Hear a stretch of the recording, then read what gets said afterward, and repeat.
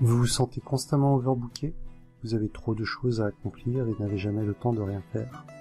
C'est l'un des grands paradoxes de notre époque. Nous avons une qualité de vie qui est censée s'être améliorée avec des machines, sans cesse plus performantes que par le passé, et pourtant, nous n'avons jamais été aussi stressés au travail. La méthode GTD, Getting Things Done en anglais, est une méthode qui a été mise en place par David Allen. La méthode va vous permettre d'être plus efficace dans tous les domaines de votre vie, que ce soit d'un point de vue personnel ou professionnel. Elle va vous permettre de réorganiser vos emails, vos idées, toutes vos petites tâches au quotidien, mais aussi vos plus grands projets dont vous rêvez, mais que vous n'avez jamais le temps d'accomplir. Cette vidéo va vous résumer les grands axes de cette méthode. Mais avant, intéressons-nous aux 3 idées principales du livre. La première, c'est que notre cerveau n'est pas fait pour accumuler des choses. Nous avons tous cette formidable capacité à retenir des choses, une mémoire qui semble infinie, mais en réalité, le cerveau est fait pour créer, pour imaginer des choses non existantes. Pour illustrer cela, il existe une anecdote sur Einstein. Un jour, un collègue lui demande son numéro de téléphone. Figurez-vous qu'Einstein était incapable de le lui donner par cœur. Alors son collègue se moqua de lui. Comment est-ce que quelqu'un d'aussi intelligent que toi qui es peut-être le scientifique le plus brillant de tous les temps, n'est même pas capable de donner ton propre numéro de téléphone?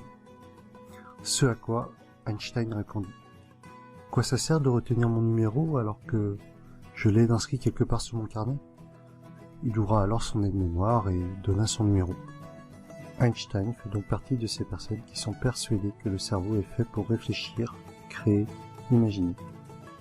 À notre époque, tout un tas d'outils se révèlent être de formidables compagnons pour se charger de ces tâches, que ce soit les disques durs de nos ordinateurs, nos répertoires téléphoniques ou des applications telles qu'Evernote nous permettent de nous désencombrer l'esprit. Ensuite, la deuxième grande idée du livre de David Allen se résume en une phrase. L'esprit comme l'eau. C'est une notion qui vient du karaté, qui représente un état d'esprit libéré de tout souci et entièrement focalisé sur l'objectif à atteindre. La capacité à exploiter pleinement vos ressources et vos aptitudes. Alors, pourquoi l'eau? Imaginez que vous jetiez un petit gravier, puis un énorme caillou dans un étang. Comment va réagir l'eau? Elle va répondre de manière parfaitement proportionnelle à la force et à la masse de l'objet. De petites vaguelettes pour le gravier et des ondulations un peu plus grosses pour le caillou. Elle ne réagit ni plus ni moins à l'objet qui a été jeté. C'est justement parce que tant de personnes n'ont pas l'esprit comme l'eau qu'elles ont tendance à prêter trop d'attention aux choses négligeables ou l'inverse, ne pas attacher assez d'attention aux choses importantes.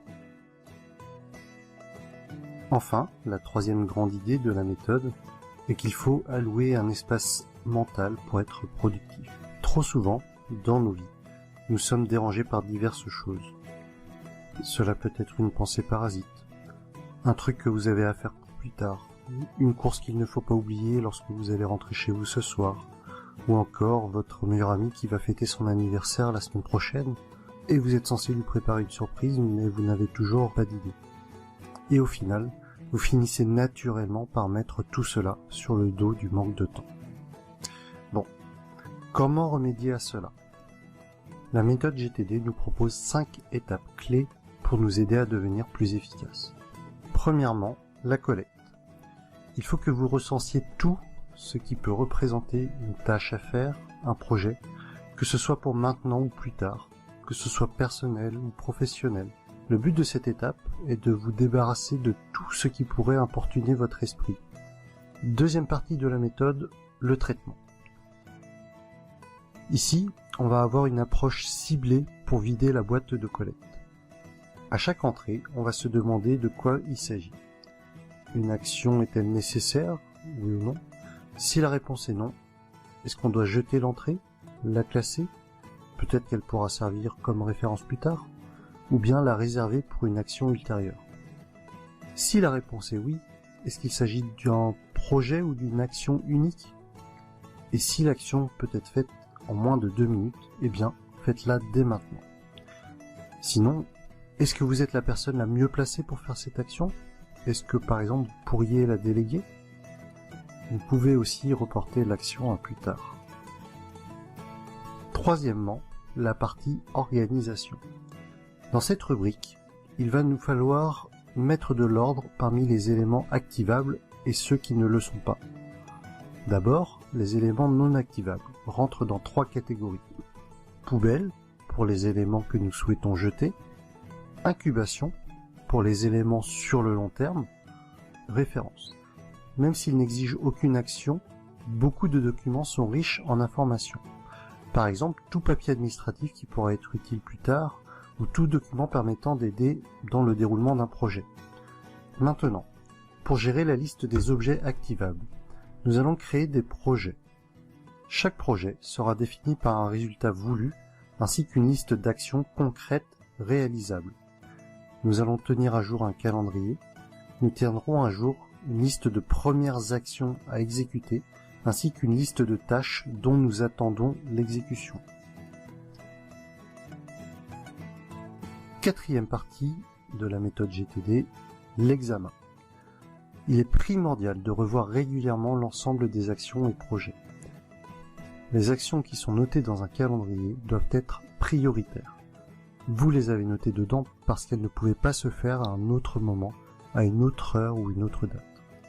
Mais dès lors que votre calendrier est vide, il faut s'intéresser aux listes des premières choses à faire. Les listes projets, en suspens, un jour ou peut-être, ne doivent être passées en revue que lorsque vous le jugerez bon. L'important étant de vous empêcher de les ruminer.